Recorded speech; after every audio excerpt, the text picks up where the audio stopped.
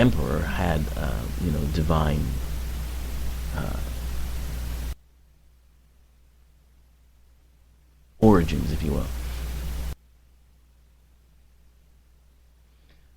In traditional Roman religion, there was a difference between a deus, a god, and a divus, who was a mortal who became a god. Uh, Deified people were awarded that title, divus, uh, to signify their divinity. Now, here's an interesting side note. Uh, do you know what the female or feminine version of the title divus is? Well, it's diva. Right, it's diva.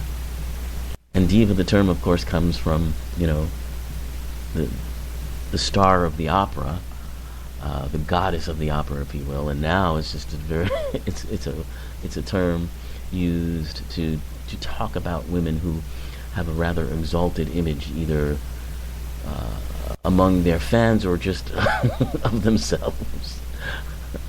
But that's very interesting that diva comes from that term divus, which means to become divine or deified. So we have this concept in ancient China, where you have generals being deified. We have it in North Korea. Well, of course, we see that. I mean, I believe Kim Jong Il and all of that family are part of the North Korea's cult of godlike people. Now, in Christianity, it takes on a different tone.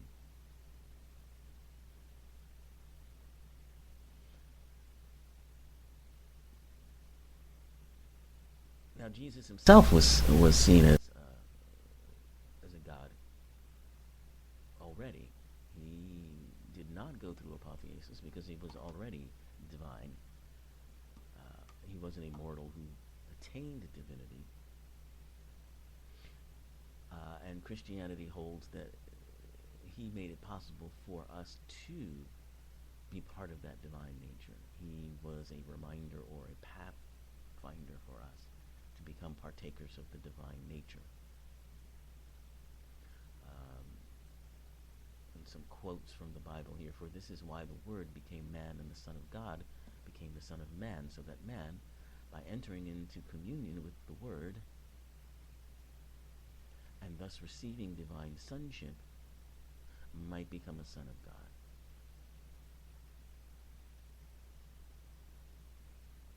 So the idea is that Jesus is the Word made flesh, and the Word was made flesh, I think, for people to be able to understand it better and commune with it better and receive the divine sonship. Another quote here, for he was made man that we might be made God.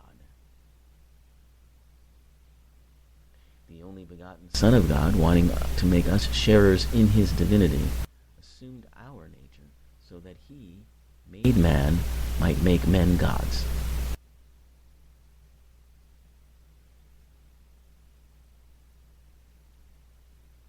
So,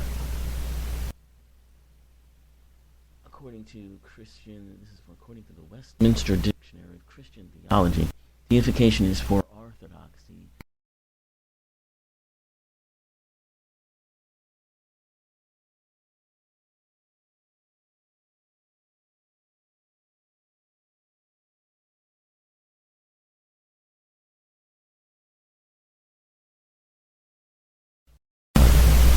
familial adoption and the fourth gospel. In the Roman Catholic Church, the idea of divinization and deification is part of a Latin tradition that corresponds with the Greek tradition. Western theology hasn't given it much prominence, but in Eastern Catholic churches and in Latin churches, there are liturgical prayers in which those who partake of the water and wine come to share in the divinity of Christ, who humbled himself to share in our humanity. And I believe that's what the communion is about in Catholic tradition.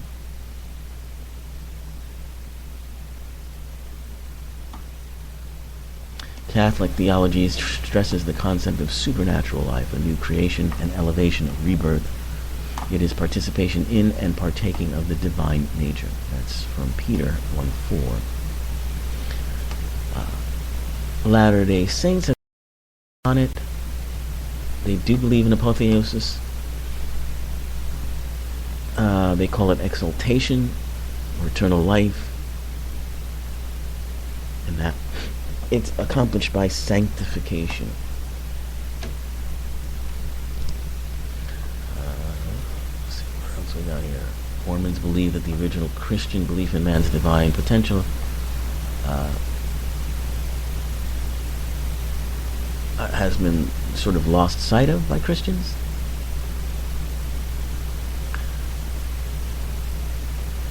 And now let's talk about how it, well, we've talked about how it appears in art, specifically in the Apotheosis of Washington.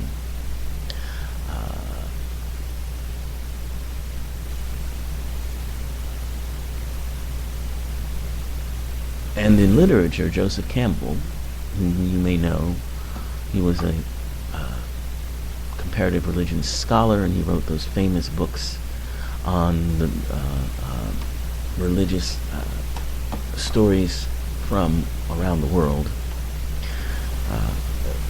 The Hero with 1,000 Faces is probably his best known one, in which he talks about the universal hero.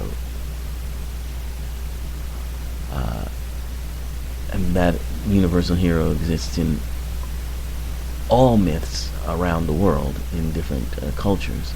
You will always find this universal hero. And this universal hero passes through a stage of apotheosis. According to Campbell, apotheosis is the expansion of consciousness that the hero experiences after defeating his foe. He or she becomes greater than she was.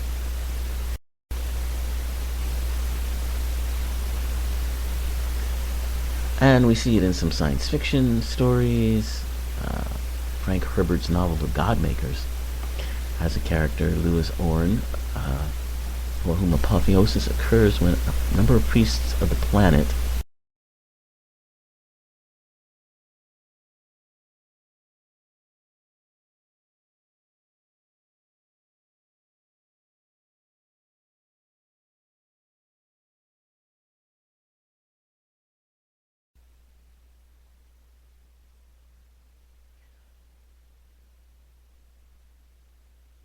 and in music, it's an exalted theme.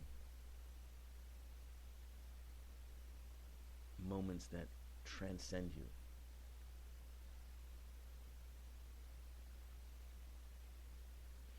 Moments that transcend the piece itself.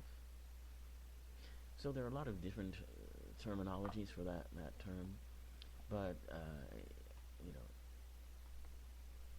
in our mythology today, in our myth making today, in our spiritual quest today, I think that the term apotheosis has to be about finding our own and acknowledging with humbleness the abilities of humans to do extraordinary things. Extraordinary things that people may be skeptical about, may be afraid to look at, but are part of our human experience, part of our evolving.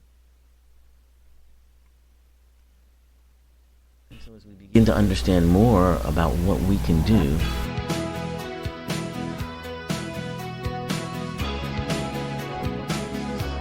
journey that transformation occurs for us all. Apotheosis with the masses. See you next week.